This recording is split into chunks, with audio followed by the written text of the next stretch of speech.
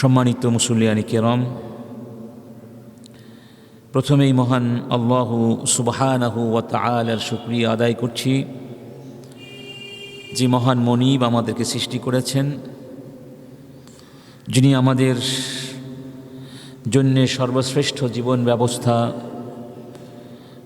আল ইসলাম দান করেছেন, যিনি এই পৃথিবীতে আমাদেরকে একটি সুন্দর সমাজ বিশ্ব ব্যবস্থা প্রতিষ্ঠা করবার দায়িত্ব দিয়ে খলিফার মর্যাদা দিয়ে পাঠিয়েছেন। সেই মহান স্রষ্টার সমীপে শুকরিয়া আদায় করে একসাথে সবাই বলছি আলহামদুলিল্লাহ।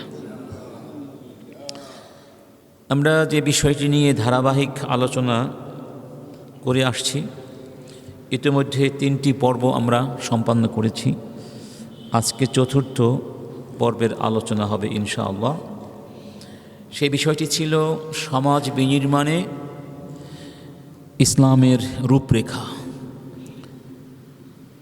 আমরা কেমন সমাজ গঠন করতে চাই, সেই সমাজ গঠনের জন্য ইসলাম কি কি দিক নির্দেশনা দিয়েছে, রূপরেখা দিয়েছে, সেগুলো নিয়ে আমরা ধারাবাহিক আলোচনা করছি। এবং এই ক্ষেত্রে আমরা যেই মূল পয়েন্ট নিয়ে কথা বলছিলাম সেটি হচ্ছে ইসলামী সমাজ বিনির্মাণের একটি অন্যতম রূপরেখা হচ্ছে আল্লাহ সুবহানাহু ওয়া তাআলা প্রদত্ত শরীয়ত।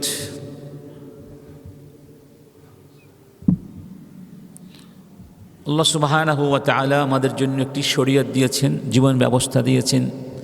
তিনি আমাদের জন্য পরিপূর্ণ, স্বয়ং সম্পূর্ণ, পরিপূর্ণ, চিরন্তন, শাশ্বত, যৌক্তিক, বিজ্ঞানসম্মত, মানুষের স্বভাবের সাথে সামঞ্জস্যপূর্ণ, মানুষের জন্য ইহকাল এবং পরকালের সামগ্রিক সাফল্য এবং কল্যাণ নিশ্চিত করার গ্যারান্টি যার মধ্যে আছে, এমন শরীয়ত আমাদেরকে দান করেছেন। সেই শরীয়তের ভিত্তিতে সমাজ বিনির্মাণ করতে হবে। এই পয়েন্ট নিয়ে আমরা আলোচনা করছিলাম শেষ পর্যায়ে, এবং 10টি বিষয় এর মধ্যে আমরা আলোচনা করব। 3টি বিষয় আলোচনা করেছি, অর্থাৎ এই আল্লাহর শরীয়ত বাস্তবায়নের বিষয় নিয়ে। প্রথমটি ছিল যে কোরআন এবং সুন্নাহর অকাট্য নির্দেশ হচ্ছে আল হাকিমিয়াতু লিল্লাহি ওয়াহদাহ, অর্থাৎ আইন কানুন বিধি বিধান ব্যবস্থাপনা মৌলিকভাবে এগুলো প্রণয়ন করার ক্ষমতা অধিকার শুধুমাত্র আল্লাহ সুবহানাহু ওয়া তাআলার, কারণ তিনি হচ্ছেন একমাত্র সার্বভৌম সত্তা। দ্বিতীয় বিষয়টি ছিল এই ক্ষেত্রে উজুবুত তাহাকুম ইলা শরিয়া আল ইসলামিয়া। আল্লাহ রাব্বুল আলামিন যে শরিয়ত দিয়েছেন, সেই শরিয়তের শরণাপন্ন হওয়া, শরিয়ত ভিত্তিক বিচার ফয়সালা করা, এটা ওয়াজিব, এটা অনিবার্য, এটা অলঙ্ঘনীয় দায়িত্ব, ঐচ্ছিক কোনো বিষয় নয়। এই বিষয়ে আমরা কোরআন সুন্নাহ থেকে আলোচনা করেছিলাম। আজকে 3য় সাব পয়েন্ট এই ব্যাপার, সেটি হচ্ছে ইন্নাল ইহতিকামা ইলা শরিআতিন গায়রি শরিআতিল্লাহ আও গায়রি শরিআ আল ইসলামিয়া ইউতাবারু ইত্তিখাযান লিশারীকিন মা আল্লাহ ফীমা হুয়া মিন খাসাইসিল্লাহি সুবহানাহু ওয়া তাআলা। অর্থাৎ আল্লাহর দেয়া শরীয়ত ছেড়ে অন্য কোনো শরীয়ত, অন্য কোনো বিধি ব্যবস্থা মেনে নেয়া, এটি সরাসরি আল্লাহর সাথে অংশীদারি স্থাপন করার সমান। মানে এটা শিরক, আল্লাহর সাথে অন্য কাউকে অংশীদারি স্থাপন করা হিসাবে আখ্যায়িত করা হয়েছে। অর্থাৎ যেমন আমরা নামাজ পড়ি, আর যারা মূর্তি পূজা করে তারা মূর্তির সামনে মাথা নত করে। আমাদের ধারণা যারা মূর্তি পূজা করে তারাই শুধু মুশরিক। আসলে শিরক শুধু মূর্তি পূজার মধ্যেই সীমাবদ্ধ নয়। মূর্তির সামনে ইবাদত তথা উপাসনার অর্ঘ্য নিবেদন করার যেমন শিরক, ঠিক তেমনিভাবে আল্লাহ সুবহানাহু ওয়া তাআলা যে শরীয়ত দিয়েছেন, এই শরীয়তকে প্রত্যাখ্যান করে অন্য মানুষের, অন্য কারো বানানো শরীয়ত গ্রহণ করা, এটাও ঠিক একই পর্যায়ের শিরিক, একই পর্যায়ের শিরিক। প্রমাণ কি? আল্লাহ সুবহানাহু ওয়া তাআলা বলছেন কোরআনুল কারীমের মধ্যে, আম লাহুম শুরাকাউ শারাউ লাহুম মিনাদ-দীনি মা লাম ইয়া'যাম বিহিল্লাহ। আম লাহুম শুরাকাউ, শারিকের বহুবচন শুরাকা।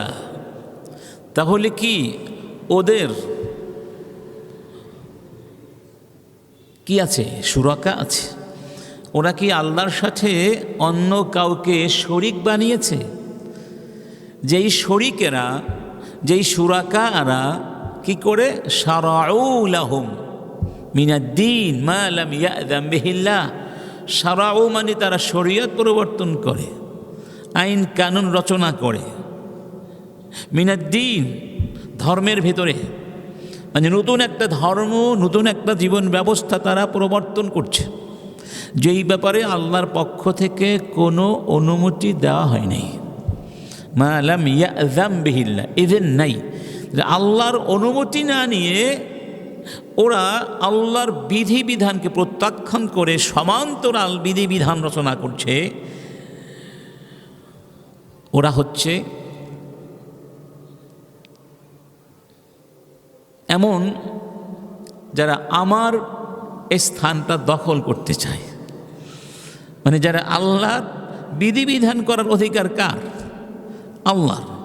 অতএব যদি কেউ এই অধিকার ছিনিয়ে নিতে চায়, সে কি করলো? সে নিজেকে আল্লাহর জায়গায় বসাবার দুঃসাহস দেখালো, এবং যারা তাদেরকে মেনে নিল তারা এদেরকে আল্লাহর সঙ্গে শরিক স্থাপন করে নিল। এটা হলো আয়াতের সোজা অর্থ। আম লাহুম শুরাকাউ শারাউ লাহুম মিনাদ-দীনি মা লাম ইয়া'যাম বিহিল্লাহ। এখন প্রশ্ন করতে পারেন, তাহলে আল্লাহ সুবহানাহু ওয়া তাআলা এই লোকগুলোকে কেন ধ্বংস করে দিচ্ছেন না এক্ষুনি? এত বড় ভয়ানক অপরাধ তারা করছে। আল্লাহ পাক বলছেন, ওয়ালাউলা কালিমাতুল ফাসলি লাকুদিয়া বাইনাহুম। আমার কিছু পূর্ব সিদ্ধান্ত আছে, ওই সিদ্ধান্তগুলো যদি না নিতাম তাহলে ওদেরকে আমি এক্ষুনি কি করে দিতাম? ধ্বংস করে দিতাম। আসলে বিষয়টি হলো, দুনিয়াটা তো কাজ করার জায়গা। এই পার্থিব জীবন মূলত চূড়ান্ত হিসাব নিকাশের জায়গা নয়। চূড়ান্ত হিসাব নিকাশ, শাস্তি কিংবা পুরস্কার, এটা পরকালে হবে, ঠিক না ভাই? এখানে কাজ করার জায়গা, কাজ করে যাই, তোমরা কাজ করে যাও, ভালো কিংবা খারাপ। এখানে চূড়ান্ত বিচার নাই। আর ওই পরকালে কাজ করার কোনো সুযোগ নাই, সেটা হবে শুধু বিচারের জায়গা। তারপরেও কিছু কিছু ক্ষেত্রে আল্লাহ সুবহানাহু ওয়া তাআলা এই জাতীয় জালেমদেরকে একেবারেই যে পৃথিবীতে পাকড়াও করেন না তা তো না। কিছু কিছু ক্ষেত্রে পাকড়াও করেন, শাস্তি দেন। কেন দেন? যদি একটু শাস্তি না দিতেন তাহলে তো আমরা আবার নিরাশ হয়ে যেতাম। একদিকে যারা ইমানদার তারাও শান্তি পায়, অন্যদিকে যারা সীমালঙ্ঘন করছে, জুলুম করছে, আল্লাহর সমকক্ষ হওয়ার চেষ্টা করছে বা সমকক্ষ স্থাপন করবার চেষ্টা করছে, তারাও যেন কিছুটা সতর্কতা অবলম্বন করতে পারে, শিক্ষা নিতে পারে। এই জন্য আল্লাহ সুবহানাহু ওয়া তাআলা এই সুন্নাহ অবলম্বন করেছেন। এরপরে বলছেন, ওয়া ইন্নাল যালিমিনা লাহুম আযাবুন আলীম। তবে জেনে রেখো, নিশ্চয়ই জালেমদের জন্য আমি কঠিন শাস্তি রেখেছি। তাহলে জালেম কারা এখানে? যারা আল্লাহর বিধান মেনে নিল না, নিজেরা বিধান বানালো। তার মানে তারা ভাবছে তারা আল্লাহর চেয়ে অনেক বেশি জানে, আল্লাহর চেয়েও তারা অনেক বেশি জ্ঞানী, আল্লাহর চেয়েও তারা মানুষের প্রতি অনেক বেশি দরদি। এটা কি সম্ভব? এটা সম্ভব নয়। দেখুন, আর শাইখাতু হাসিনা যদি জানতেন রাজাকারের বাচ্চা কাচ্চা বললে তার ক্ষমতাটা এভাবে চলে যাবে, তাহলে কোনোদিন সেই কথাটি বলতেন না। বলতেন, তার মানে এই কথাটির আফটার ইফেক্ট কি হতে পারে এই ব্যাপারে তার জ্ঞান ছিল না।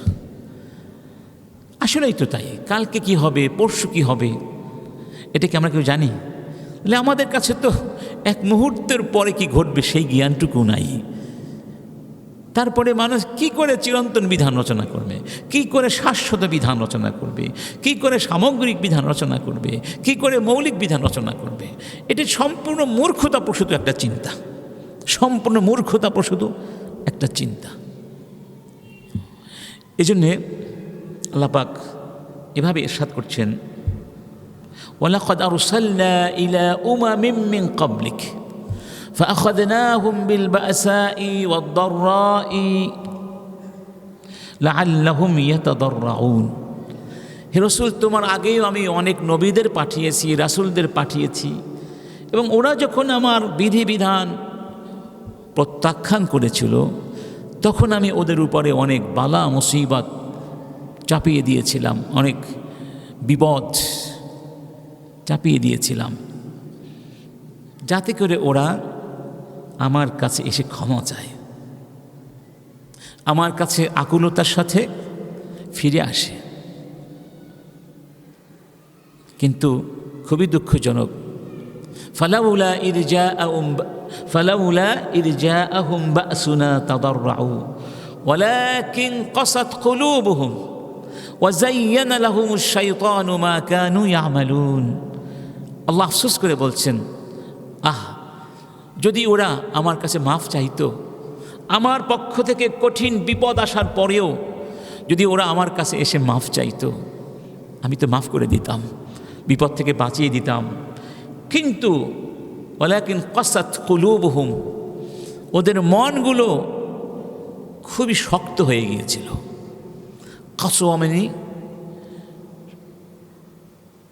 এমন, মানে মনের মধ্যে কোনো ভয় ভীতি কাজ করতো না, পাথরের মতো শক্ত হয়ে গিয়েছিল, পাষাণ হয়ে গিয়েছিল। আর শয়তান ওদের সামনে ওদের খারাপ কাজগুলোকে খুবই চমৎকার করে সৌন্দর্যমণ্ডিত করে উপস্থাপন করছিল। আপনি দেখবেন যারা অন্যায় করি, আমরা অন্যায় করার পরে সেটাকে জাস্টিফাই করার চেষ্টা করি কিভাবে, এটাই ঠিক আছে। যেমন যে সমস্ত মেয়েরা পর্দা করে না, তারা এটা যে অন্যায় এটাকে জাস্টিফাই করার অনেকে চেষ্টা করে, না এটা তো আমার ব্যক্তি স্বাধীনতা, এটা আমার ব্যক্তি স্বাধীনতা। এটা একটা শয়তানের পক্ষ থেকে অপচেষ্টা যে তুমি ভালো কাজ করছো, তুমি ভালো কাজ করছো। আল্লাহ বলছেন শয়তান ওদের সামনে ওদের কাজগুলোকে সৌন্দর্যমণ্ডিত করে দিয়েছে। আরে তোমাদের এটা বোঝা উচিত। এখন কি আমরা সেই ১৫০০ বছর আগের খেজুর পাতার যুগে আছি? এখন আমরা বিজ্ঞান এবং প্রযুক্তির যুগে বসবাস করছি, ঠিক না? অতএব ওই ১৫০০ বছর আগের বিধান তো এখন চলা উচিত নয়। এখন চলবে ওই সব বিধান যেটা বিজ্ঞানের সাথে সংযুক্ত, সামঞ্জস্যপূর্ণ। অতএব ধর্ম বাদ দাও, চলো আমরা সবাই বিজ্ঞানে বিশ্বাস করি। এবং এজন্য এখন একটা ধর্ম বের হয়েছে, তার নাম কি? বিজ্ঞান। এটাই তাদের ধর্ম, বিজ্ঞানটাই তাদের ধর্ম। আবার কেউ বলছে না, এই সব কিছু বাদ দিয়ে দাও, আমরা সবাই মানুষ, তুমিও মানুষ, আমিও মানুষ, অতএব এই মানবতাই আমাদের ধর্ম। বুঝতে পেরেছি? তুমিও মানুষ, আমিও মানুষ, এটাই আমাদের কি? ধর্ম। কত কথা শয়তান কতভাবে কত কিছু বুঝায়। তো আল্লাহ পাক বলছেন ওরা শয়তানের কাছে আত্মসমর্পণ করলো। ঠিক একইভাবে যারা দেখবেন আল্লাহর কোরআনকে বাদ দিয়ে নিজেরা বিধান তৈরি করে, তারাও কোরআনের বিরুদ্ধে কত কথা বলে না, যে না না এটা চোরের হাত কেটে দেওয়াটা নিষ্ঠুর, নির্মম, পাশবিক, বর্বরোচিত বিধান, এটা মেনে নেওয়া যায় না, এতে মেনে নেওয়া যায়। এইভাবে তারা ইসলাম নিয়ে ব্যঙ্গ বিদ্রুপ করবে। এজন্য আল্লাহ বলছেন যে আমি চেয়েছিলাম ওরা ভালো হয়ে যাক, কিন্তু ওরা ভালো হলো না। এরপরের কথাটা শুনুন, فَلَمَّا نَسُوا مَا ذكروا به فتحنا عليهم أبواب كل شيء حتى إذا فرحوا بما أوتوا أخذناهم بغتة فإذا هم مبلسون فقطع دابر القوم الذين ظلموا والحمد لله رب العالمين ওরা যখন সীমা লঙ্ঘন করেই চলল, আমার বিধান ওরা মেনে নিল না, ওদের ভালো লাগে না, ওরা ওদের মন গড়া জীবন পথ গ্রহণ করলো, ওদের মন গড়া বিধি বিধান দিয়েই সমাজ পরিবার রাষ্ট্র পরিচালিত করেই চলল। আমি আল্লাহ কি করলাম ওদের জন্য, ওদের সামনে আরো ভোগের দুয়ার খুলে দিলাম, আরো দিলাম যেন ওরা আরো ভোগ করতে পারে। আমি নেমাতের দুয়ার খুলে দিলাম, আমার নেমাত পেয়ে ওরা আরো সীমা লঙ্ঘন করলো। একটা পর্যায়ে ওরা যখন আনন্দে উল্লাসে ফেটে পড়তে লাগলো, কি আনন্দ, আকাশে বাতাসে শুধু আনন্দ। কেন আনন্দ? যারা কোরআনের কথা বলে পারে কোন ঠাসা করতে পেরেছি, আনন্দ না ওদের?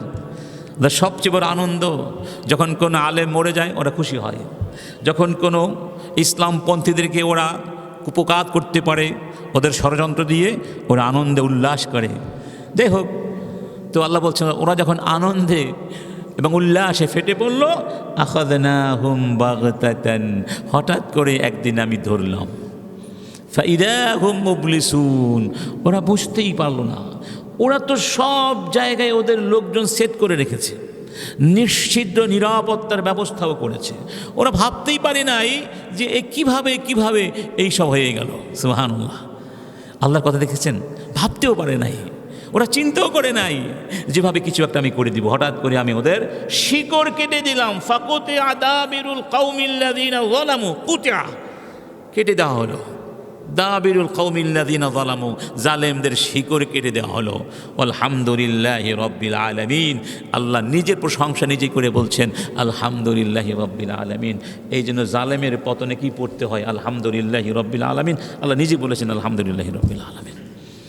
জালেম কারা? যারা আল্লাহর এই অধিকার ছিনিয়ে নিতে চায়। আল্লাহ সুবহানাহু ওয়া তাআলার কিছু নিজস্ব একান্ত অধিকার আছে, এগুলোকে বলা হয় খাসাইস, দ্যাট মিনস ক্যারেক্টারিস্টিক্স। এগুলো আল্লাহ ছাড়া কারো জন্য কি হবে না, এগুলো আল্লাহর নিজস্ব বিষয়, একান্ত বিষয়। এই আল্লাহর একান্ত বিষয়ের মধ্যে যখন কেউ নাক গলাতে যায়, অনধিকার চর্চা করতে যায়, সেটাই শিরিক। সেটাই কি? শিরিক। আচ্ছা বলুন, শেখ মোহাম্মদ আল গাজালি একটা সুন্দর কথা বলেছেন, কথাটা আমার খুব ভালো লেগেছে। রাসূল করিম সাল্লাল্লাহু আলাইহি ওয়াসাল্লাম যখন মক্কা বিজয় করলেন, তখন কাবা ঘরের মধ্যে আশেপাশে অনেকগুলো মূর্তি ছিল না, 360টি মূর্তি ছিল। সেই মূর্তিগুলো রাসূল ভেঙে ফেলেছিলেন না, লাঠি দিয়ে গুঁতা দিতেন আর ভেঙে যেত। কী পড়ছিলেন? জা আল হাক্কু ওয়া যাহাকাল বাতিল ইন্নাল বাতিলা কানা যাহুকা, সত্য এসে গেছে, মিথ্যা অপস্থিত হয়েছে। আর সত্য মিথ্যা অবশ্যই অপস্থিত হবে, মিথ্যা ধ্বংস হবে, কোনো সন্দেহ। এখন প্রশ্ন হলো, এই যে মূর্তিগুলো, এগুলো মাটির তৈরি জিনিস, পাথরের তৈরি জিনিস, এগুলোর তো কোনো অপরাধ ছিল না, এগুলো ভাঙলেন কেন? প্রশ্ন আসে না? অপরাধ করেছে কারা? যারা পূজা করেছে। তো তাদের মাথা ভাঙলেন না, ভাঙলেন কার মাথা? মূর্তির মাথা। তো তিনি বলছেন এটা ঠিক, মূর্তির কোনো দোষ নেই, সেটা তো পাথর, মাছ, গাছ। মূর্তি কেন ভেঙেছেন? কারণ এই মূর্তিগুলো মূর্তি পূজারীদের মনের মধ্যে এমন একটা জায়গা, স্থান দখল করেছিল, যেই জায়গাটা আল্লাহর জায়গা। ওই জায়গাটা মূর্তির না, ওই জায়গাটা কার? তাহলে এই মূর্তিগুলোকে ভেঙে দিয়ে আল্লাহর ওই জায়গাটা পরিষ্কার করা হয়েছে, ওদের বোঝানো হয়েছে ওই জায়গাটা আল্লাহর, ওই জায়গাটা মূর্তির না। সুবহানাল্লাহ। কিছু কিছু স্থাপনা থাকে আইকনিক, ঠিক না বে ঠিক? আচ্ছা, তাহলে এখানে স্পষ্টভাবে বোঝানো হয়েছে আল্লাহর বিধান ছেড়ে অন্য কারো বিধান মেনে নেওয়া, ওই বিধান যেই বিধানগুলো আল্লাহর বিধানের সমান্তরাল, মানে এখানে আল্লাহর বিধান আছে সেই বিধান মানা হলো না, এটা হলো শিরক। শিরক শিরক, এটা যারা মেনে নেবে তারা নিঃসন্দেহে কি মুশরিক। এই মর্মে আরেকটা হাদিস খুবই সুন্দর। আদি বিন হাতেম রাদিয়াল্লাহু আনহু, তিনি যখন মুসলিম হলেন, তিনি খ্রিস্টান ছিলেন। তার বাবার নাম কি ছিল?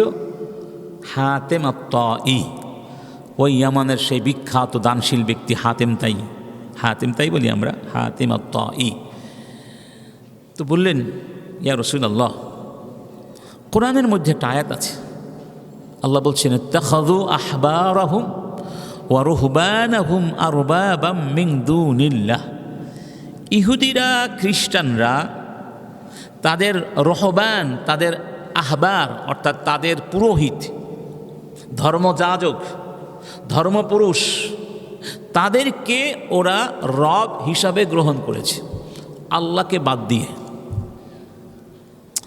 তো তিনি জানতে চাইলেন যে খ্রিস্টানরা, ইহুদিরা তাদের আলেমদের সামনে, তাদের পুরোহিতদের সামনে সিজদা করেন না, তারা তাদের পূজা করেন না, তাহলে কেন এই কথা বলা হলো যে তারা আল্লাহকে বাদ দিয়ে তাদের পুরোহিতদেরকে, যাজকদেরকে রব আল্লাহ হিসেবে গ্রহণ করেছে, অর্থাৎ শিরিক করছে, সহজ কথা শিরিক করছে।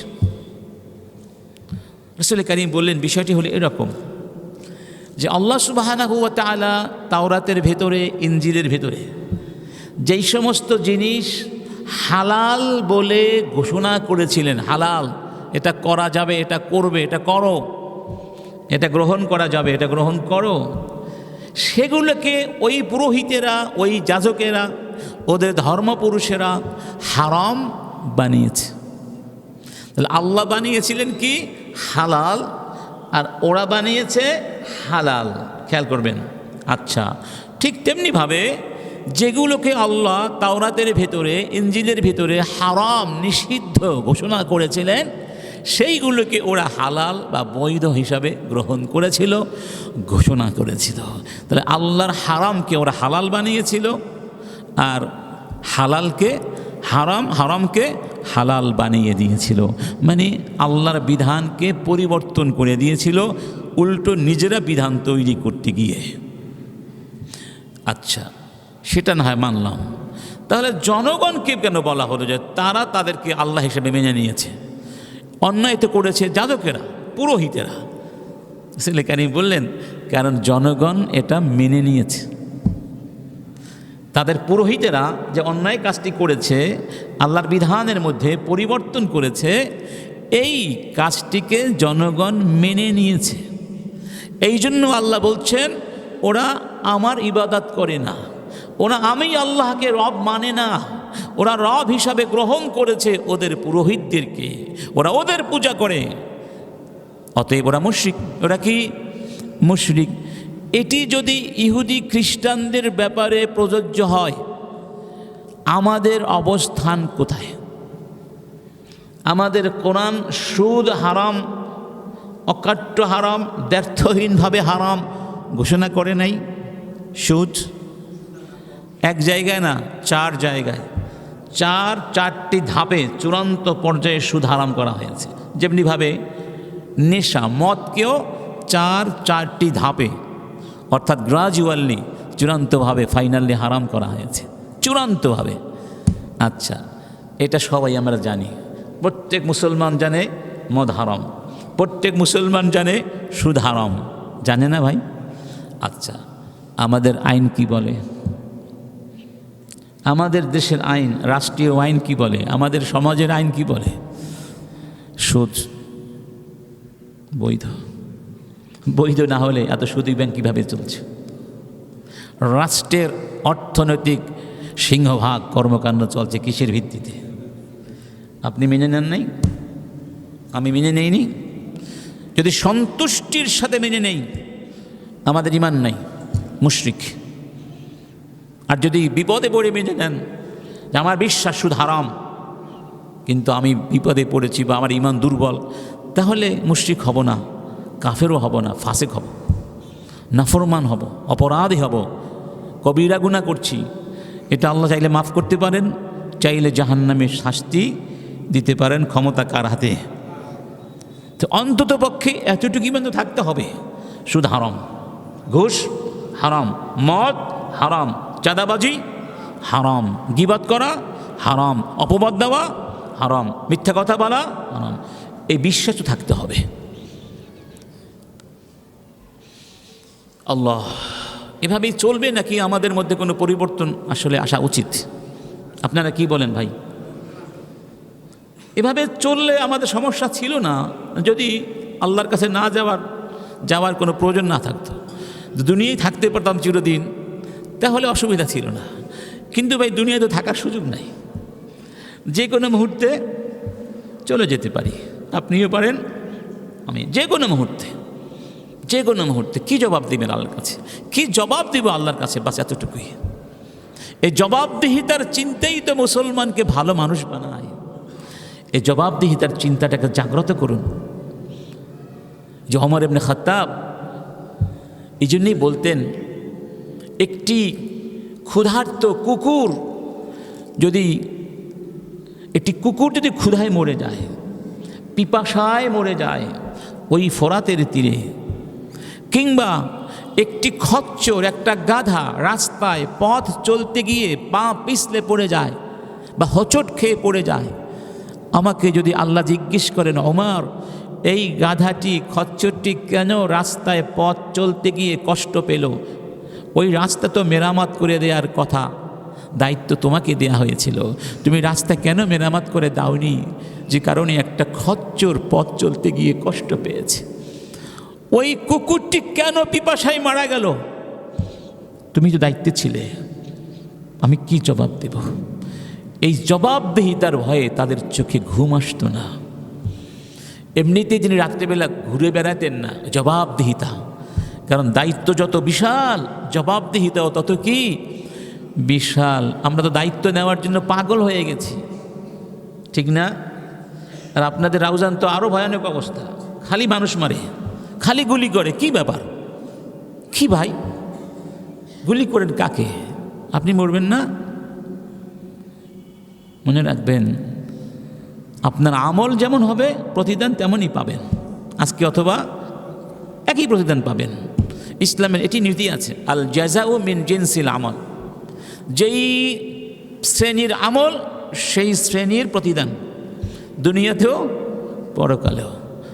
যাই হোক, আসুন আমরা একটু চিন্তা করি ভাই। আমরা আমাদের মাথাগুলো বিক্রয় করে দিয়েছি, আমাদের মগজগুলো বিক্রয় করে দিয়েছি। বিকৃত মস্তিষ্ক মানে বিক্রয়কৃত আর কি। এই মস্তিষ্ক তো বিক্রয় করে দেওয়ার জন্য আল্লাহ আমাদেরকে দেন নাই। এটা ভাবতে বলেছেন, চিন্তা করতে বলেছেন। আসুন একটু ভাবি ভাই, চিন্তা করে, এভাবে সমাজ চলতে পারে? এই সমাজ প্রতিষ্ঠার জন্য আমাদেরকে আল্লাহ দুনিয়া পাঠান নাই, আল্লাহ দুনিয়া পাঠিয়েছেন তার দেয়া সমাজ প্রতিষ্ঠার জন্য, ইবলিসদের সমাজ প্রতিষ্ঠার জন্য না, ঘুষখোরদের জন্য অভয় অরণ্য তৈরি করার জন্য না। 4 নম্বর সাব পয়েন্ট হচ্ছে আন্না জামিআল আম্বিয়া তাহাকামু ইলা শারা'i আল্লাতী আনজালাল্লাহু আলাইহিম। আমি একটা প্রশ্ন করি আপনাদেরকে, আদম নবী থেকে শুরু করে কিয়ামত পর্যন্ত যত মানুষ পৃথিবীতে এসেছে, আছে এবং আসবে, সমস্ত মানবতার মধ্যে সর্বশ্রেষ্ঠ মানুষ কারা? বলুন। মানুষ, এক বচন বলি নেই, সর্বশ্রেষ্ঠ মানুষ কারা? সবচেয়ে শিক্ষিত, সবচেয়ে সভ্য, সবচেয়ে মানবিক গুণাবলীতে উজ্জীবিত, সবচেয়ে শ্রেষ্ঠ ইমানদার, সবচেয়ে শ্রেষ্ঠ মুত্তাকি। বারাকাল্লাহ। কে বলেছেন? হাইয়াকাল্লাহ বারাকাল্লাহু ফিক। তারা হলেন নবী এবং রসুলগণ। নবী রসুলরাই মানবতাকে সভ্যতা শিখিয়েছেন। অতএব গোটা মানবতার মধ্যে যা কিছু ভালো আছে সব কিছু নবীদের শিক্ষা। কাদের শিক্ষা? নবীদের শিক্ষা। কোনো সন্দেহ আছে? নবীদেরকে আল্লাহ এই জন্যই দুনিয়ায় পাঠিয়েছেন। তাদেরকে আল্লাহ নিজে প্রস্তুত করে, তাদেরকে গুণামুক্ত করে, তাদেরকে শ্রেষ্ঠ মানুষ বানিয়ে পাঠিয়েছেন। তাই এই গোটা পৃথিবী আল্লাহ সৃষ্টি করলেন। সৃষ্টি করে সমগ্র সৃষ্টির মধ্য থেকে একটি সৃষ্টিকে আল্লাহ বিশেষ দায়িত্বের জন্য পছন্দ করলেন, খিলাফাতার নাম। সেই দায়িত্বের জন্য একটা সৃষ্টিকে পছন্দ করলেন, নির্বাচন করলেন। সেই সৃষ্টির নাম মানুষ, আমরা। এই জন্য আপনারা বলেন মানুষ সৃষ্টির সেরা। সৃষ্টি ছেড়ে এমনিতে না, সৃষ্টির সেরা একটা শর্ত আছে, ওই খিলাফতের দায়িত্ব আছে। সুবহানাল্লাহ। এই মানুষের মধ্য থেকে আবার কিছু মানুষকে তিনি শ্রেষ্ঠত্বতা দান করলেন। তারা হলেন নবী এবং রসুল। নবী রসুলদের মধ্য থেকে আবার কিছু নবী রসুলকে শ্রেষ্ঠত্বতা দিলেন। তাদেরকে বলা হয় উলুল আজম। উলুল আজম নবী, যাদের নাম কোরআনে আছে, খুব সম্ভব 25 জন নবী। উলুল আজমদের মধ্য থেকে আবার একজনকে দিলেন শ্রেষ্ঠত্বতা। তিনি হলেন মুহাম্মাদুন রাসূলুল্লাহ সাল্লাল্লাহু আলাইহি ওয়াসাল্লাম। এবার এই ভূমিকা কেন দিলাম? তার মানে আপনি আমি যত ভালো হওয়ার চেষ্টা করি, নবীদের পর্যায়ে পৌঁছানোর সুযোগ নাই। আছে? নবী তো দূরের কথা, সাহাবীদের পর্যায়েও পৌঁছানোর সুযোগ নাই। সাহাবীরা যুদ্ধ করেছেন, জিহাদ করেছেন। ওই জিহাদে তারা যে ঘোড়ায় আরোহণ করেছেন, ওই ঘোড়ার পায়ের নিচে যে ধুলাবালি ছিল, সেই ধুলাবালির সমান হওয়ার যোগ্যতাও আমাদের নাই। এবার বলুন, সেই নবীরা কি নিজেরা মন গড়া বিধান দিয়ে সমাজ গড়েছিলেন, নাকি আল্লাহর দেয়া বিধান দিয়ে সমাজ গড়েছিলেন? নবীরাও তো এটাই করেছেন। আল্লাহ পাক বলছেন, লিকুল্লিন জাআলনা মিনকুম শিরআতাও ওয়া মিনহাজা। প্রত্যেক নবীর জন্যে, প্রত্যেক রাসূলের জন্যে, প্রত্যেক উম্মতের জন্যে আমি শিরআ মানে শরিয়াত, মিনহাজ মানে ব্যবস্থাপনা দিয়েছি। সুবহানাল্লাহ। তার মানে প্রত্যেক নবীর জন্য আল্লাহর পক্ষ থেকে শরিয়াত এসেছে। সেই শরিয়াত তিনি মেনে নিয়েছেন, সেটি দিয়েই তিনি তার জাতিকে গঠন করেছেন, বিনির্মাণ করেছেন, পরিচালিত করেছেন। অন্য আয়াতে বলা হয়েছে, শারা'a লাকুম মিনাদ-দীনি মা ওয়াসসা বিহি নূহা। কোনো তথাকথিত বুদ্ধিজীবী দাবি করে যে কোরআনের কোথাও তো আইন শব্দটি নাই, কানুন শব্দটি নাই। গোলাম রব্বানী নামে একজন বিচারক ছিলেন বাংলাদেশে, এখন হয়তো বেঁচে থাকবেন, মারা গিয়েছেন বলে শুনি নাই। ইত্তিফাক পত্রিকায় লেখালেখি করতো আগে, এখন জানি না লেখে কিনা।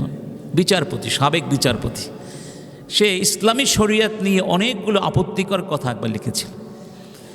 তার মধ্যে একটা কথা ছিল, কোরআনের কোথাও তো আইন শব্দটা নাই, কানুন শব্দ নাই, তোমরা কেন বলো কোরআনের আইন মানতে হবে?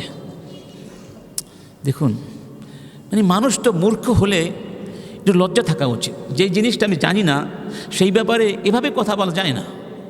আল্লাহ বলছেন, ওয়ালা তাকফু মা লাইসা লাকা বিহি ইলম। যেই ব্যাপারে তুমি জানো না সেই ব্যাপারে কথা বলতে শোনা। আইন শব্দের আরবি শব্দ হলো শরিয়া। আরবি শব্দ কি? শরিয়া। এখান থেকে সারা ইয়াশরাউ, শাররা, ইউশাররিউ, এগুলো ভার্ব।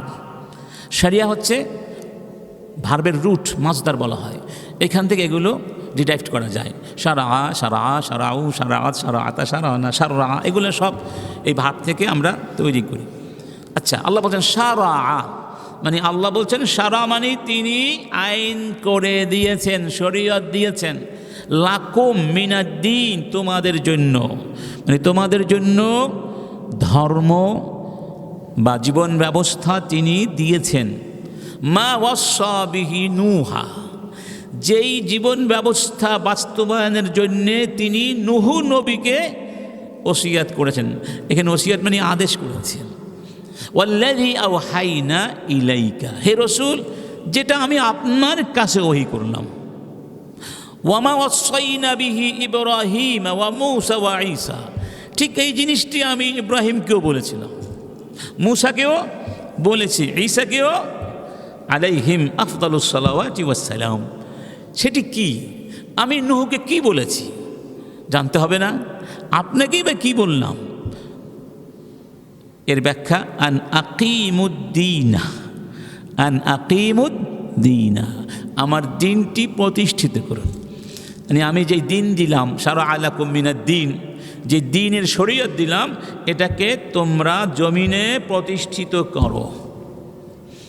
এই যে এটা খাম্বা দাঁড়িয়ে আছে না, পিলার, এটা হলো, আমরা যদি এটাকে প্রতিষ্ঠিত না করতাম পিলারটা পড়ে যেত না। এটাকে শক্তভাবে কি করা হয়েছে, জমিনের ভিতরে গেঁথে দেওয়া হয়েছে পিলার। তাহলে এই জমিনে ইসলামটাকে এভাবে গেঁথে দিতে হবে, প্রতিষ্ঠিত করতে হবে। তার মানে কি? তার মানে ইসলাম ছাড়া আর কিছু মানা যাবে না, আর কিছু মানা যাবে না। ইসলামের প্রতিষ্ঠিত সৌধের ভেতরে আমাদের থাকতে হবে, এই সৌধের বাহিরে যাওয়ার কোনো সুযোগ আমাদের নাই। এবং সেটা এমনি এমনি প্রতিষ্ঠিত হবে না, তোমাদের করতে হবে। আসলে কি আল্লাহ চাইলে পারতেন না? আল্লাহ চাইলে এমনিতেই প্রতিষ্ঠা করে দিতে পারতেন। আকাশ কার কথা শোনে, জমিন কার কথা শোনে? তাহলে মানুষ ছাড়া যত সৃষ্টি আছে সেগুলোর মধ্যে আল্লাহ প্রতিষ্ঠিত করে নিজেই দিয়েছেন। তারা এর ব্যত্যয় করতে পারে না, ক্ষমতাও রাখে না, সেভাবেই তাদের চলতে হয়। ফেরেশতারা, তাদের গুনাহ করার কোনো সুযোগ নাই, কারণ আল্লাহ পাক তাদেরকে যেভাবে চালান সেভাবেই তারা আল্লাহর বিধান মেনে নিয়েছে। তারা গুনাহ কি জানে না, অবাধ্যতা কি তারা জানে না, বোঝে না। কিন্তু মানুষ একমাত্র আল্লাহর সৃষ্টি, যাদেরকে আল্লাহ স্বাধীনতা দিয়েছেন। এই স্বাধীনতার কারণেই তার সম্মান, এই স্বাধীনতার কারণেই তার জবাবদিহিতা, এই স্বাধীনতার জন্যই তার জান্নাত, সুবহানাল্লাহ, অথবা জাহান্নাম। রব্বুল আলামিন বলছেন আনাকিমুদ্দিন, আমার দিনকে তোমরা প্রতিষ্ঠিত করো। ওয়ালা তাতাফাররাকু ফীহি, এই ব্যাপারে তোমরা অনৈক্যের শিকার হইও না, এই ব্যাপারে তোমরা নিজেদের মধ্যে ফাটল সৃষ্টি করো না। অন্তত আল্লাহর জমিনে আল্লাহর দিন প্রতিষ্ঠার ব্যাপারে তোমাদের মধ্যে পারস্পরিক কোনো অনৈক্য চলবে না। এই মৌলিক প্রশ্নে এক হতে হবে।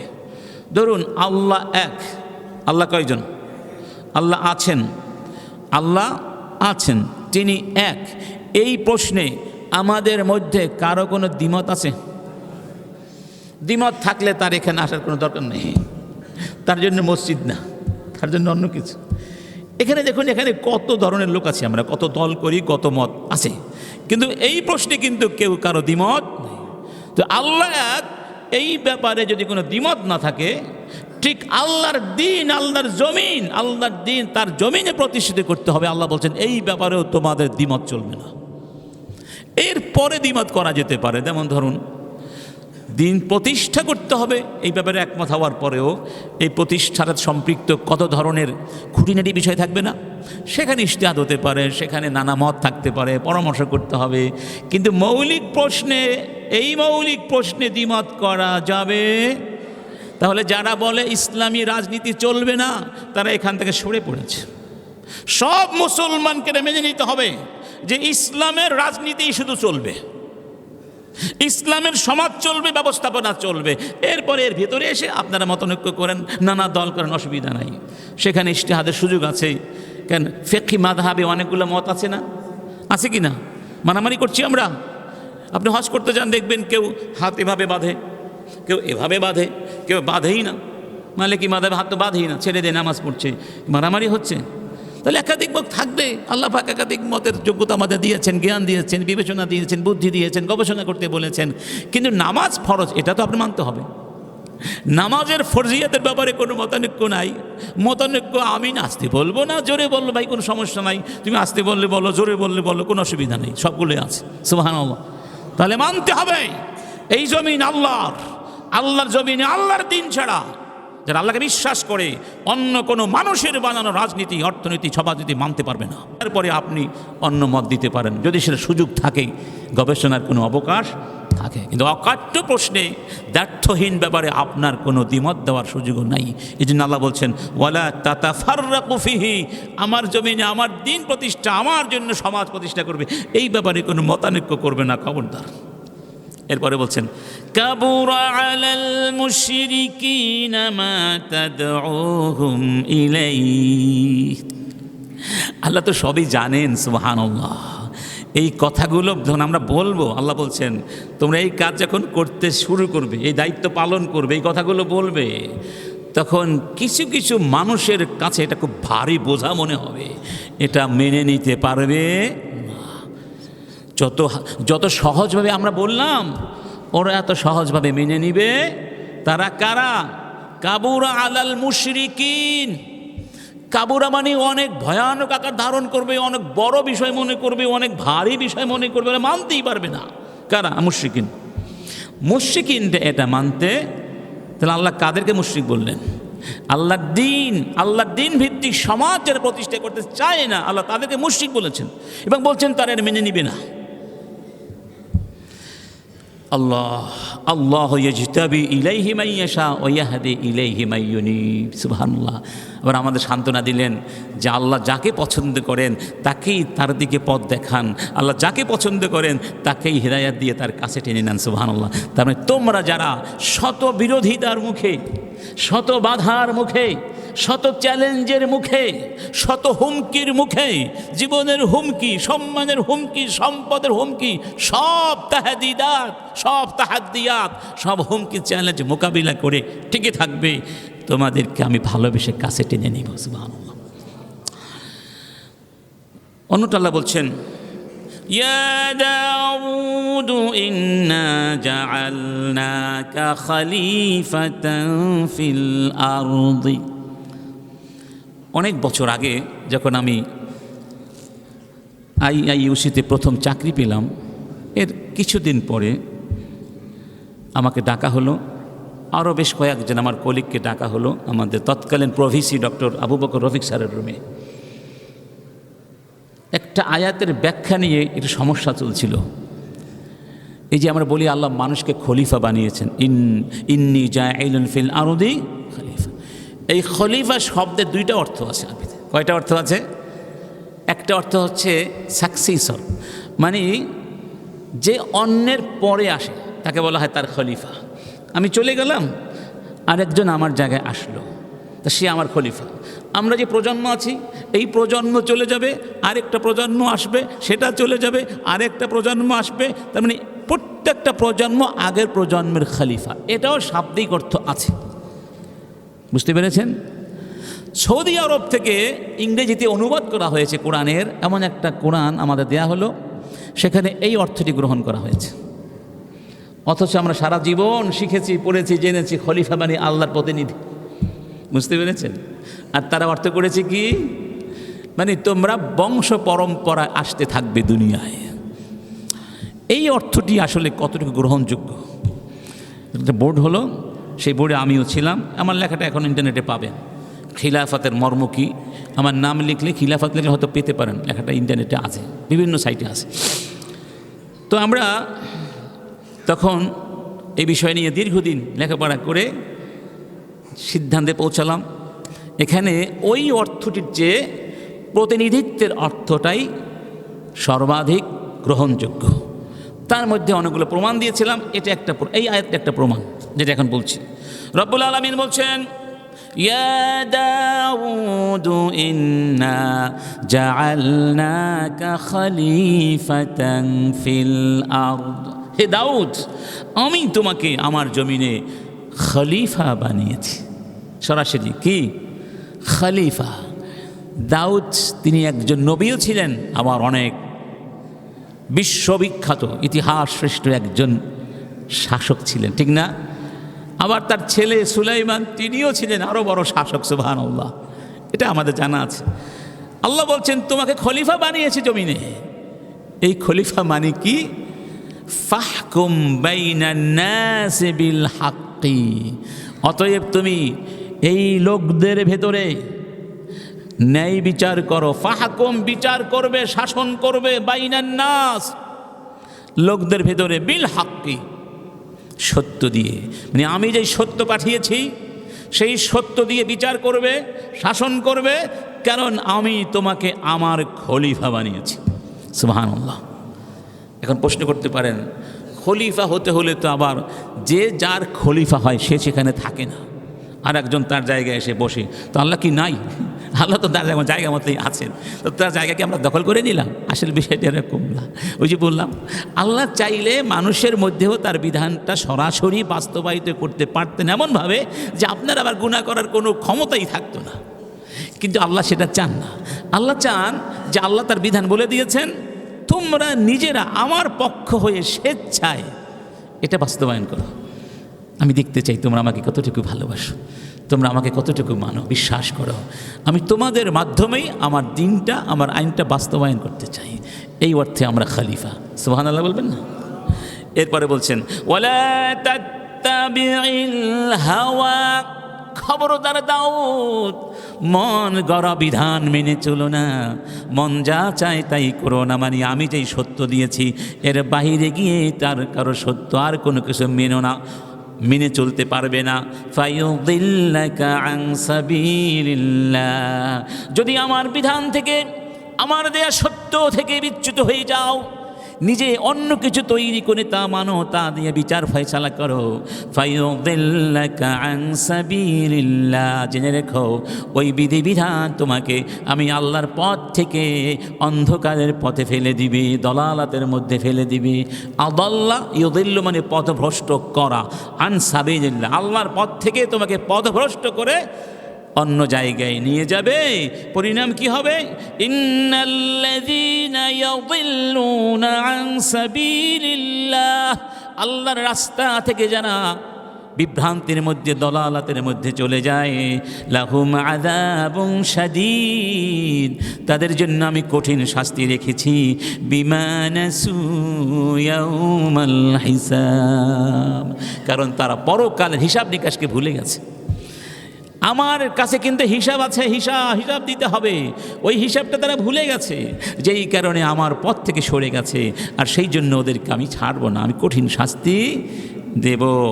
এই আয়াতগুলোর সারাংশ হলো, সব নবী রসুল আল্লাহর বিধান দিয়ে রাষ্ট্র গড়েছেন, সমাজ গড়েছেন, মানবতাকে পরিচালিত করেছেন, নিজেদের বানানো আইন দিয়ে নয়। হ্যাঁ, নবীদের কাছে ওহী আসতো, নবীরা যা বলতেন সেটা ওহী, এটা ওহী ভিত্তিক আইন। নবীদের কথাগুলো তো আইন, ঠিক না? সেগুলো তো ওহী, এগুলো তাদের হাওয়া না। মানে এই ওহীর বাহিরে যাওয়ার যদি যেতেন তারা, তাহলে তারা পথভ্রষ্ট হয়ে যেতেন, তো তারা সেখানে যান নাই, যাওয়ার কোনো সুযোগও। নবীদের আনিত আদর্শ, এটা আল্লাহর থেকে আসা বিধান, এই বিধান দিয়ে সমাজ গঠন করতে হবে। এই জন্যই আল্লাহ দুনিয়াতে আপনাকে আমাকে পাঠিয়েছেন। অন্যথায় যদি আল্লাহর বিধান বাদ দিয়ে অন্য কারো বিধান দিয়ে সমাজ গড়তে হয়, তাহলে আমাদের দরকার ছিল না, মিস্টার ইবলিস যথেষ্ট ছিল। ইবলিস আছে না, তার কাজ, ইবলিসের কাজ। ইবলিসের কাজ আমরা কেন করব? আমরা করব আল্লাহর কাজ। কার কাজ? আল্লাহর কাজ। 5 নম্বর সাব পয়েন্ট হচ্ছে, আন্নাল্লাহা হুয়া খায়রুল হাকিমিন ওয়া আহকামুল হাকিমিন ওয়া লা হুকমা আহসান মিন হুকমিহি। আচ্ছা ভাই, একটা সমাজ গড়তে হলে, দেশ চালাতে হলে তো আইন তো অবশ্যই লাগবে, কোনো সন্দেহ নেই। আইন ছাড়া চলবে না। আইন ছাড়া চলে, যে আমরা বলি যে পুলিশ ঘুষ খায়, এটাও ঠিক, আবার পুলিশ ছাড়াও তো চলে না। পুলিশ ছাড়াও, ঘুষ খেলেও পুলিশ লাগবে, মানে আইন লাগবে, আইন ছাড়া চলবে না। এখন আইন যদি লাগে, অনেক আইন তো পৃথিবীতে আছে না? ইটালিয়ান আছে, ব্রিটিশ আইন আছে, আমেরিকার আইন আছে, আমাদের আইন, কত আইন আছে, হাজার আইন মানুষ তৈরি করেছে। এখন আমাদের দায়িত্ব কি? আইন কেন? আইনটা এই জন্যই যে সমাজ থেকে যেন অপরাধ নির্মূল হয়, কেউ যেন কারো হক নষ্ট করতে না পারে। আমাদের মানুষের বানানো আইনে কি শাস্তি নাই? আছে। শাস্তির বিধান নাই? পেনাল কোড নাই? আছে। কিন্তু ওই শাস্তি দিয়ে কোনো ফল পাওয়া যাচ্ছে না। বুঝতে পেরেছেন? তো যেই শাস্তিতে ফল নাই, কাঙ্ক্ষিত ফল দিতে পারছে না, সেই শাস্তি দিয়ে লাভটা কি? সে আইন দিয়ে লাভটা কি? এই সেদিন মারল হাদিকে, কালকে মারল আবার আরেকজন ভাইকে। কেন? আইন তো আছে, পুলিশও আছে, কোর্ট কাছারি আছে, ঠিক না? সবই তো আছে, সবই চলছে। এবং সরকার বলছে আমরা অপরাধীকে ধরার জন্য সর্বশক্তি দিয়ে কাজ করছি। এটা শুনতে শুনতে ভাই এই কথা ভালো লাগে না। সবাই এই কথাই বলে, ঠিক না? হ্যাঁ, কত কিছু বলে, কিন্তু আসলে কাজের কাজ কিছুই হচ্ছে না। কালকে আরেকজন মারবে, পশু আরেকজনকে মারবে, কারণ আইন নেই, আইনের কার্যকারিতা নাই, অথবা ফলদায়ক আইন নাই যে আইন দিলে এই অবস্থার উত্তরণ ঘটতে পারে। তো এই কথা কেন বললাম? আপনি যখন বাজারে যান, কিছু কিনতে যান, কোনটি কিনেন? সবচেয়ে খারাপটা কিনেন? জেনে শুনে কেউ খারাপ জিনিস কিনেন, আর খারাপ কিনলেও তো খারাপের মধ্যে ভালোটা কিনেন, ঠিক না? যেমন ধরুন মেড ইন চায়না, ভাই আমাদের টাকা পয়সা কম, চায়নাই কিনতে হবে, তো চায়নার মধ্যে ভালো কোনো সেটা দেন। এক সময় বহদ্দারহাট চেনেন? বহদ্দারহাটে একটা বিশাল বাজার আছে না, ওই যে কাঁচা মাছের বাজার, ওখানে তো এখন বিশাল বিল্ডিং হয়ে গেছে, অনেক প্রজেক্ট হয়ে গেছে। আগে এটা ছিল, এগুলো ছিল না। ও ভেতরে ছিল পচা মাছের বাজার, আর সামনে ছিল ভালো মাছের বাজার। তো আমি আর আমার বন্ধু ডক্টর ভুইয়া স্যারকে যাম সন্ধ্যার পরে মাছ কিনতে কিন্তু ওখানে চলে যেতাম। ওখানে মাছ সস্তা একটু, কিন্তু পচা মাছ। বলতাম এই মাছ কারা কিনে? পচা মাছ কি চলে? দাঁড়ায় থাকতাম, দেখতাম সত্যি গার্মেন্টসে মেয়েরা এসে এই পচা মাছগুলো কি পচা মতো নিয়ে যেত। পচা মাছ কেনারও লোক আছে না ভাই? এগুলোও চলে। তো পচা আইনও আছে, ভালো আইনও আছে। না, আপনি কোনটা নেবেন আপনার সিদ্ধান্ত। অবশ্যই ভালো আইন নেব। ভালোর মধ্যে ভালো, সবচেয়ে ভালো কার আইন বলুন? এই ব্যাপারে কোনো সন্দেহ আছে? তাহলে আল্লাহ না যদি ভালো হয়, আপনি কেন খারাপটা নেবেন বলুন আমাকে? এই জন্য আল্লাহ বলছেন এখানে যে আমি হলাম সবচেয়ে শ্রেষ্ঠ হাকিম, আহকামুল হাকিমিন, খায়রুল হাকিমিন। দুনিয়ায় যত হাকিম আছে, শাসক, যত আইন আছে, যত আইনদাতা আছে, আমি হলাম সবার সেরা। এই কথা থেকে আবার আপনারা কম্প্যারিজন বুঝবেন না যে আমি কম্পেয়ার করছি। আসলে কম্পেয়ার করার বিষয় না, বোঝানোর জন্য। আল্লাহর সাথে কারো কম্পেয়ার হয় না, কাউকে কম্পেয়ার করা যায় না। তারপরে বিষয়টা বোঝার জন্য বলছি, আল্লাহর সমকক্ষ কেউ নাই। লাম ইয়ালিদ ওয়ালাম কুল হুয়াল্লাহু আহাদ আল্লাহু আস-সামাদ। আস-সামাদ মানে কি? যার কোনো সমকক্ষ, যার কোনো সমকক্ষ নাই, সেই সমকক্ষহীন আল্লাহ সুবহানাহু ওয়া তাআলা তিনি বলছেন, কি বলছেন? ওয়াত্তাবি' মা উহিয়া ইলাইকা ওয়াসবির হাত্তা ইয়াহকুমাল্লাহ ওয়া হুয়া খায়রুল হাকিমিন। খায়র মানে সবচেয়ে শ্রেষ্ঠ, হাকিম মানে শাসক। হাকিমিন এটা প্লুরাল, বহুবচন। যত হাকিমিন আছে দুনিয়ায়, এই মহাবিশ্বে যত শাসক আছে, আমি আল্লাহ হলাম সেরা শাসক, শ্রেষ্ঠ শাসক, আমি সবচেয়ে শ্রেষ্ঠ বিধানদাতা। এবার বলুন, তাহলে শ্রেষ্ঠ বিধান রেখে কেন আপনি অপকৃষ্ট বিধান গ্রহণ করবেন? ভালো রেখে কেন আপনি খারাপটা নেবেন? যারা ভালোটা রেখে খারাপটা গ্রহণ করে তারা বুদ্ধিমান নাকি তারা বোকা? এই জন্য আল্লাহ অন্য জায়গায় বলছেন, আফা হুকুমাল জাহিলিয়াতি ইয়াবগুন ওয়া মান আহসানু মিনাল্লাহি হুকমান লিকাউমিন ইউকিনুন। আল্লাহ পাক প্রশ্ন করছেন, আমাদেরকে প্রশ্ন করছেন, আমাদের ঘুমান্ত বিবেকটা জাগিয়ে দিচ্ছেন, আমাদের বোধ অনুবোধ ধাক্কা দিয়ে বলছেন, বলো তো, আফা হুকমাল জাহিলিয়াতি ইয়াবগুন, ওরা কি অথবা তোমরা কি আবার সেই জাহিলি যুগের বিধান ফেরত চাও? তোমরা কি আবার সেই জাহিলি যুগে ফিরে যেতে চাও? তোমরা কি আবার সেই অসভ্য যুগে ফিরে যেতে চাও? সেই অসভ্য যুগের বিধান চাও? ওয়ামান আহসানু, কে সেরা, মিনাল্লাহ, আল্লাহর চেয়ে, হুকমান, শাসক হিসাবে, লিকাউমিন ইউকিনুন, যারা আমাকে বিশ্বাস করে, যারা সত্য বিশ্বাস করে, তাদের কাছে আল্লাহর চেয়ে শ্রেষ্ঠ বিচারক কেউ হতে পারে না। আল্লাহর চেয়ে শ্রেষ্ঠ আইনদাতাকে হতে পারে না যাদের বিবেক আছে, বুদ্ধি আছে, ঈমান আছে, বিশ্বাস আছে, যারা সত্য বোঝে, যারা আলোকিত, যারা অন্ধকার আর আলো চিনে, তারা এটা বিশ্বাস করতে, ঘোষণা করতে বাধ্য আল্লাহর চেয়ে শ্রেষ্ঠ বিধানদাতা কেউ নাই। এবং তারা বলবে আমরা আর অন্ধকারে ফিরে যেতে চাই। এখন আপনারা বলেন না বাংলাদেশে আর পুরাতন বন্দোবস্ত চলবে না, আমরা নতুন একটা বাংলাদেশ চাই। যদি সেই পুরাতন বাংলাদেশই আমরা ফিরিয়ে আনি তাহলে এত রক্ত দেওয়ার কোনো অর্থ হলো না। মানে এর মানে এই নয় যে আমরা সবাই বাংলাদেশ থেকে চলে যাব, অন্য একটা জাতি এখানে এসে বাংলাদেশ গঠন, না, আমরাই থাকবো কিন্তু আমাদের মন, মগজ, বিশ্বাস, জীবনধারা চেঞ্জ করতে হবে। আগের মতো রাখলে ওই নতুন জিনিস পাবো না। আমি একটা কথা বারবার বলি, গতবার বলেছিলাম যে আপনি একটা অঙ্ক করছেন, অঙ্কটা মিলছে না, আপনি কি এক থিওরি দিয়ে বারবার করবেন? না, আপনি থিওরি চেঞ্জ করতে হবে, পদ্ধতি চেঞ্জ করতে হবে, তাহলে অঙ্ক মিলবে, ঠিক না? তাহলে এই পুরাতন থিওরি দিয়ে, ওই গাঁজাখড়ি থিওরি দিয়ে 55 বছর তো কেটে গেল, কিছুতে পেলাম না। এবার নতুন একটা কিছু করা দরকার, ঠিক না? ঠিক, সেটা হলো আল্লাহর দেয়া সেই সুন্দর এই বিধি ব্যবস্থা। এই জন্য আল্লাহ পাক বলছেন, নূহ আলাইহিস সালাম যখন আল্লাহকে তার সন্তানের ব্যাপারে অভিযোগ করে বা আফসোস করে বলছিলেন, ওয়ানাদা নূহুর রাব্বাহু ফাকালা রাব্বি ইন্না ইবনি মিন আহলি ওয়া ইন্না ওয়া'দাকাল হক وأنت أحكم الحاكمين।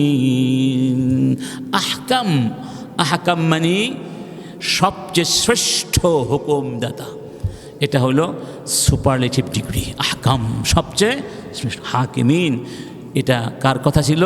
নূহ নবীর কথা ছিল। আল্লাহ তোমার ওয়াদা তো সত্য, আর আমার ছেলে, ও তো আমারই ছেলে ছিল, আমার ছেলেটা ধ্বংস হয়ে গেল। আফসোস করছেন কারণ তার ছেলে তার কথা মানে নাই, তার ছেলে তার সাথে নৌকায় আরোহণ করে নাই। খেয়াল করুন, তার ছেলে নৌকায় ওঠে নাই। বাবা বলছিলেন আমার সাথে নৌকায় এসো বাবা, তুমি কিন্তু আজকে বাঁচতে পারবে না। সন্তান বলেছিল সাআওয়ি ইলা জাবালিন ইয়াসিমুনি মিনাল মা, আমি পাহাড়ের চূড়ায় আরোহণ করব, পানি ওখানে পৌঁছাতে পারবে না, আমি বেঁচে যাব। এই কথা যখন বলছিলেন বাবা আর সন্তান, ওয়াহালা বাইনাহুমুল মাউজু ফাকানা মিনাল মুগরাকিন, একটা ঢেউ এসে তাকে ডুবিয়ে দিল, শেষ। এই প্রেক্ষিতে আল্লাহ পাকের কাছে নূহ নবী বলছেন ওয়া আনতা আহকামুল হাকিমিন। তার মানে তিনি বোঝাতে চাচ্ছেন কি, এখানে একটা অর্থ এরকম হতে পারে যে তুমি হলে শ্রেষ্ঠ বিধানদাতা, শ্রেষ্ঠ হাকিম, তোমার হুকুম অমান্য করেছে আমার সন্তান, তাই তার এই পরিণতি হয়েছে। কি পরিণতি? ডুবে মরেছে। আমরাও আজকে ডুবন্ত তরীর মধ্যে আছি, এই তরী ডুবে যাবে। আর শাইখাতু হাসিনার তরী তো ডুবে গেছে, আমরা আরেকটা তরীর উপরে আছি, এই তরীটাও ডুবে যাবে যদি আল্লাহর বিধান আপনি অলঙ্ঘন করেন, আল্লাহর বিধানের বিরুদ্ধে যদি কিছু বলেন, তাহলে এই তরীটাও ডুবে যাবে। ওয়া আনতা আহকামুল হাকিমিন। এরপরে আরেকটি পয়েন্ট বলে শেষ করছি, উজুবুস সবর আলা আল হুকমি বিমা আনজালাল্লাহ। আল্লাহর বিধান দিয়ে সমাজ গড়তে হলে ভাই, ওই যে বললাম অনেক প্রতিবন্ধকতা, অনেক চ্যালেঞ্জ আসবে, বাধার পাহাড় আসবে, খিল ঘুষি গুতা, কত কিছু খেতে হবে, লাথি খেতে হবে, রক্তাক্ত হতে হবে। এটা সুন্নাহ, এটা কি আল্লাহর সুন্নাহ। এই জমিনের মধ্যে শ্রেষ্ঠ মানুষ ছিলেন মুহাম্মাদুর রাসূলুল্লাহ সাল্লাল্লাহু আলাইহি ওয়াসাল্লাম। আল্লাহ তাকেও উহুদের প্রান্তরে নিয়েছেন, বদরের প্রান্তরে নিয়েছেন, ওই তায়েফের প্রান্তরে নিয়েছিলেন। সেই তায়েফের প্রান্তরে তাকে রক্তাক্ত করা হয়েছিল, তাকে হত্যা করার চেষ্টা করা হয়েছিল। রাসূল শ্রেষ্ঠ মানুষ, আল্লাহর বন্ধু, রাসূলের শ্রেষ্ঠতা তো বহুমাত্রিক, তাকেও আল্লাহ পরীক্ষা করেছিলেন, করেন নাই? এজন্য এই কাজটি অত সহজ কাজ নয়। তার মানে সবর করতে বলা হয়। কি করতে বলা হয়েছে? আল্লাহ পাক বলছেন ওয়াসবির লিহুকমি রাব্বিক ফাইন্নাকা বিআয়ুনিনা ওয়াসাব্বিহ বিহামদি রাব্বিকা হিনা তাকুম। নূহ আলাইহিস সালামকে নৌকা বানাতে বলেন, নৌকা। তার কওম কত টিটকারি করেছে, কত উপহাস করেছে, নৌকা বানায়। নূহ কি করছো তুমি, নৌকা দিয়ে করবেটা কি? কত ধরনের টিটকারি করেছে, ব্যঙ্গ করেছে, গালাজ করেছে। আল্লাহ বলছেন অসবির, সবর করো। লিহুকমি রব্বিক, তোমার রবের বিধানের জন্য সবর করো। তোমার রবের বিধান আসছে, অপেক্ষা করো। ফাইন্নাকা বিআয়ুনিনা, নূহ তুমি আমার চোখে চোখে আছো, তুমি আমার চোখের সামনে আছো, তুমি ভয় করো না যে আমি তোমাকে ভুলে গেছি। একবার নাকি সুলাইমান আলাইহিস সালাম একটা পিপিলিকাকে প্রশ্ন করেছিলেন, তিনি পিপিলিকার ভাষা বুঝতেন, যে তুমি বছরে কয়টা হাব্বা, কয়টা দানা, দানা বলে না, খাও বা শস্যকণা। পিপিলিকা বলল কয়টা খাই? 2টা। ঠিক আছে, তিনি পিপিলিকাকে 2টা হাব্বা দিয়ে এক জায়গায় বন্দি করে রাখলেন। 1 বছর পরে এসে দেখলেন একটা খেয়েছে আর একটা খায়নি। জিজ্ঞেস করলেন তুমি না বলেছিলে 2টো খাও, একটা কেন খেয়েছো, একটা কেন রেখে দিয়েছো? পিপিলিকা বলল আমি তো 2টো হাব্বা বা দানা তখন খেতাম যখন আমি ছিলাম স্বাধীন এবং আমার কোনো রিজিকের ভয় ছিল না। আপনি যখন আমাকে বন্দি করলেন তখন আমার ভয় লাগলো, যদি আপনি ভুলে যান তাহলে তো আমি না খেয়ে মরে যাব। এই জন্য আমি একটা খেলাম না, একটা রেখে দিয়েছি।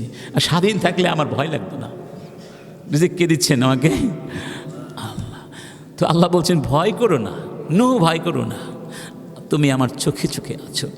এটা কি শুধু নূহ নবীকেই বলেছিলেন, না এই ওয়াদা আমাদের জন্য আছে? নাই। তার মানে আল্লাহ আমাদেরকে কথাগুলো কেন বলছেন? আমি নূহ নবীকে সেই মহাপ্লাবন থেকে, সর্বগ্রাসী প্লাবন থেকে বাঁচিয়েছি, আমি বাঁচিয়েছি, তোমাদেরকেও বাঁচাবো। সবর করো, সহ্য করো, সংগ্রাম করো, আমার জন্য কষ্ট করো, আমি তোমাদেরকে বাঁচাবো ইনশাআল্লাহ। তো এই কথাটি অনেক জায়গায় আছে, ফাসবির লিহুকমি রব্বিকা ওয়া লা তাকুন কাসাহিবিল হুত ইয নাদা ওয়া হুয়া মাকযুম।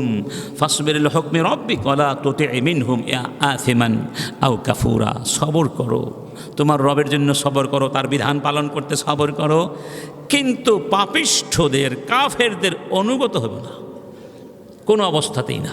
সবর করো। গতকালকে আমি গিয়েছিলাম, গত পরশু গিয়েছিলাম হাতিয়া। ওখানে এক আলোচকের সাথে আমার পরিচয়, সুলাইমান ফারুকি, ফরিদপুর বাড়ি, খুব ভালো মানুষ।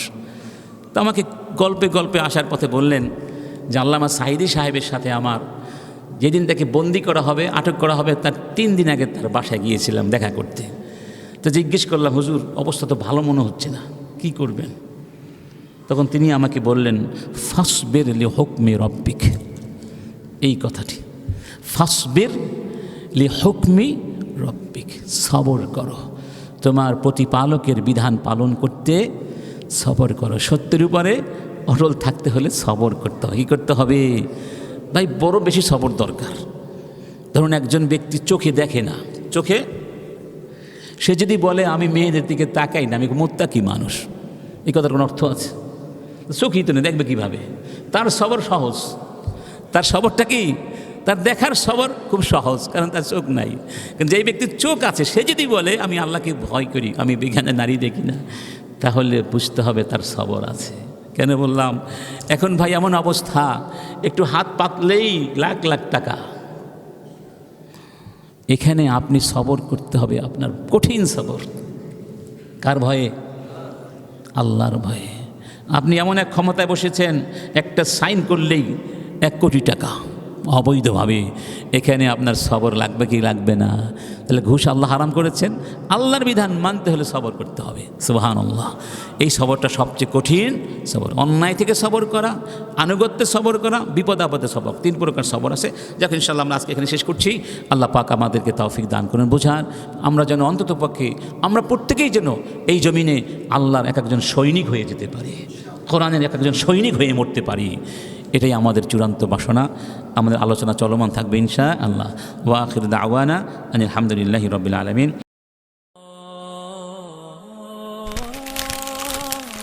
আইসিল মিডিয়া, সত্য ও দিন প্রচারের লক্ষ্যে।